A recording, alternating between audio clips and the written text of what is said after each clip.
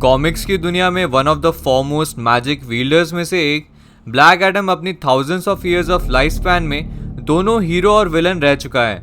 और आज के एपिसोड में हम ब्लैक एडम के origins, powers and abilities, character के प्री क्राइसिस और पोस्ट क्राइसिस और भी बाकी चीजों को डिस्कस करेंगे।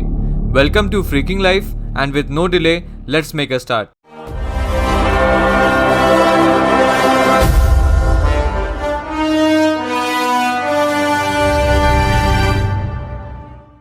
ओरिजिन।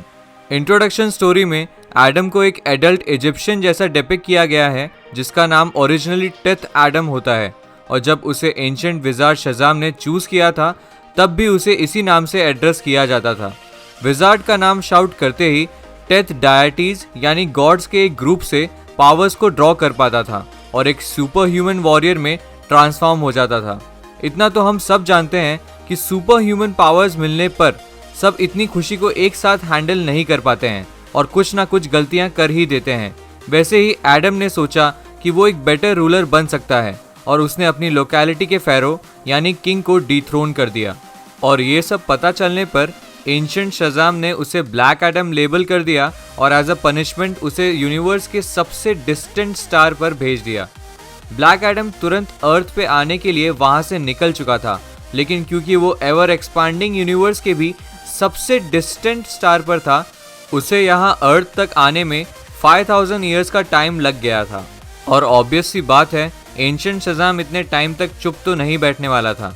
शज़ाम ने एक नई चैंपियंस की टीम बनाकर उन्हें पावर्स ग्रांट कर दी थी, और ये ग्रुप कोई और नहीं बल्कि the black Marvel family of captain Marvel था। और ब्लैक एडम ने आते ही उन्हें अपना एनिमी मान लिया था। Following the events of 1985 to 86, limited series Crisis on Infinite Earth DC Comics reboot हुई थी। ब्लैक एडम के इस स्टोरी ओरिजिन में उसे रामेसिस का बेटा दिखाया है और उसने विजार्ड शज़ाम को अपने अच्छे काम से इम्प्रेस किया था। और इस वर्जन में ये बताया गया है कि एडम को करप्ट शज़ाम की ही इविल डॉटर ब्लेज ने किया था, और क्योंकि वो ह्यूमैनिटी के अगेंस्ट टर्न हो गया था तो नेचुरली उसे रोकना इम्पोर्टेंट हो गया था। और फिर थाउजेंड्स ऑफ ईयर्स के मैजिकल इम्प्रिजनमेंट के बाद ब्लैक एडम वीक हो गया था और उसके डिसेंडेंट थियो एडम ने उसकी सारी पावर्स को एब्जॉर्ब कर लिया था ताकि वो ब्लैक एडम का नया वर्जन बन सके। और इसका मेंशन 1994 की the power of Shazam graphic novel में है। लेकिन रियल ब्लैक एडम का अर्थ पे रिटर्न हो ही गया था और उसने न्यू चैंपियन बिली बेटसन, जो कि कैप्टन मार्वल है डीसी कॉमिक्स में, उसके साथ वॉर डिक्लेयर कर दी थी। And later DC comics revise this slightly. ये बताया गया कि ब्लैक एडम इजिप्ट से नहीं रेदर कैंडाक से बिलोंग करता था, and after being selected by the wizard उसने कुछ टाइम वहाँ के प्रिंस के अंडर भी एज अ वॉरियर सर्व किया था और वो अपनी वाइफ और फैमिली के साथ टाइम स्पेंड करता रहा। लेकिन जब उसकी फैमिली के हर मेंबर को विलन्स वैंडल सैवेज ने मार दिया था और उसकी कंट्री को कॉन्कर कर दिया था तो ऑब्वियस सी बात है गुस्सा तो आएगा ही। और वैसा ही एडम रेज और वेंजेंस से भर गया था और कुछ विलन्स को मारने के बाद उसने अपनी कंट्री को बाय फोर्स रिकॉन्कर करना चाहा, और ये तभी था जब विजार्ड शज़ाम ने उसे रोका था। After endless years of magical imprisonments उसमें अभी भी वेंजेंस के इमोशंस भरे पड़े थे और वो अभी भी कैंडाक का रूलर बनना चाहता था। तो उसने क्या किया, ये बातें तो बहुत हो गई। अब बात करते हैं कि कैसे किया। ब्लैक एडम के पास क्या पावर्स और एबिलिटीज हैं। ह्यूमन फॉर्म में तो एडम बिल्कुल हमारे ही जैसा है, लेकिन जब भी वो शज़ाम वर्ड को शाउट करता है तो वो अलग अलग गॉड्स से पावर ड्रॉ करने लग जाता है, जैसे wisdom of Solomon, the strength of Hercules, the stamina of Atlas, the power of Zeus, the courage of Achilles and the speed of Mercury. और कुछ टाइम बाद कॉमिक्स ने यह भी ऑल्टर कर दिया कि ब्लैक एडम इजिप्शियन गॉड से पावर ड्रॉ करता है, जैसे stamina of Shiv, the swiftness of Heru, the strength of Amon, wisdom of Zehuti, power of Aton and the courage of महन।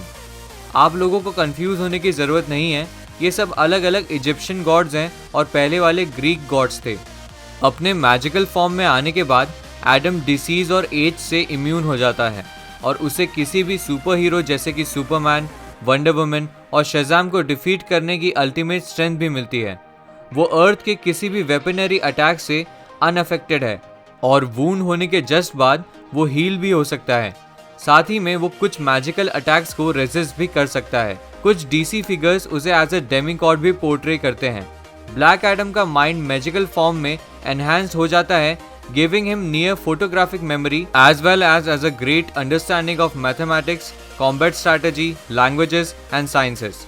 कुछ recent years में ब्लैक एडम को लाइटनिंग पावर से भी डिपिक्ट किया गया है, जो उसके मैजिकल स्पेल्स को भी एनहांस कर सकता है। और अगर यही सारी पावर्स डीसी के आने वाली मूवी ब्लैक एडम में भी हमें देखने मिली तो नो डाउट बहुत मजा आने वाला है। अब हम बात करते हैं एसेंशियल स्टोरी लाइन्स और हिस्ट्री की, जिसमें हम पहले प्री क्राइसिस को और बाद में पोस्ट क्राइसिस को कवर करेंगे। प्री क्राइसिस, ब्लैक एडम के ओरिजिनल वर्जन ने विजार्ड शज़ाम के बनाए हुए चैंपियंस के ग्रुप से एक ही बार फाइट की थी और बैटल तब खत्म हुआ था जब एडम को वो मैजिकल वर्ड बोलने पर ट्रिक किया गया था जिसने उसे वापस मॉर्टल टेथ एडम में ट्रांसफॉर्म कर दिया था। लेकिन क्योंकि टेथ एडम यानी उसका मॉर्टल वर्जन बहुत पहले ही मर चुका था तो वो भी इंस्टेंटली डस्ट में कन्वर्ट हो जाता है।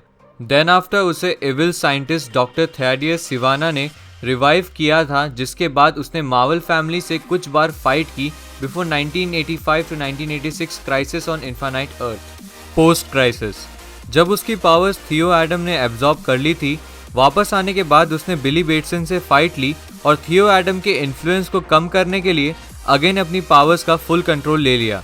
उसने heroes of modern day justice society of America को ज्वाइन कर लिया था, जो कि उसकी अच्छी साइड को रिफ्लेक्ट करता है और वहां पर लोगों की हेल्प करना वो अपनी ड्यूटी समझता था।